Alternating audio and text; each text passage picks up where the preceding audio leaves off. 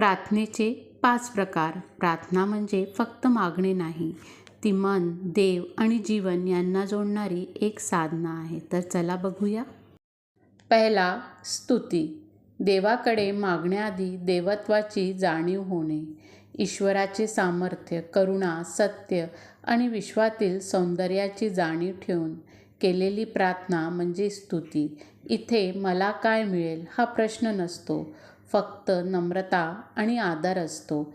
हे ईश्वरा, तुझ्या सृष्टीसमोर माझे मन नम्र होऊ दे. दुसरा, कृतज्ञता. जे आहे त्याची जाणीव होणे.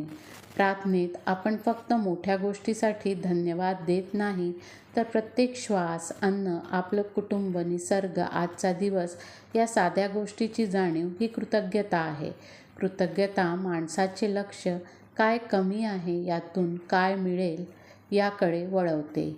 आजचा दिवस मिळाला यासाठी धन्यवाद. तिसरा, लोककल्याणाची भावना.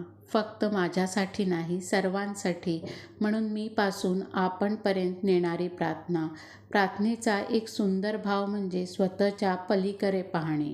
कुटुंबासाठी, मित्रासाठी, आजारी व्यक्तीसाठी, दुःखी माणसासाठी आणि संपूर्ण समाजाच्या कल्याणासाठी मनातून शुभेच्छा देणं ही भावना मीपासून आपणपर्यंत घेऊन जाते. सर्वे भवन्तु सुखिनः, सर्वे सन्तु निरामयाः. चौथा, क्षमायाचना. स्वतःची चूक पाहण्याचे धैर्य. माफी मागणे म्हणजे केवळ शब्द नव्हे, तर चूक स्वीकारून बदलण्याची तयारी. दिवसभरात आपण कोणाला दुखावले, कुठे रागाने बोलले, कुठे अहंकाराने बोलले, कुठे चुकीचा निर्णय घेतला, हे प्रामाणिकपणे स्वीकारणे म्हणजे आत्मपरीक्षण. क्षमायोजना म्हणजे फक्त माफ कर म्हणणे नाही, तर हे ईश्वरा, ही चूक पुन्हा होऊ देऊ नये हा संकल्प करणे.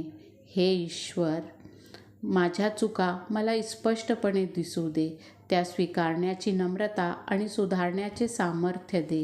पाचवा, प्रार्थना आणि संकल्प.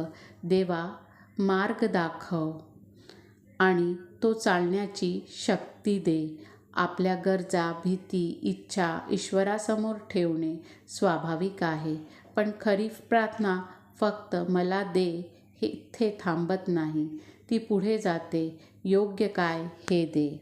श्री स्वामी समर्थ. मित्रांनो,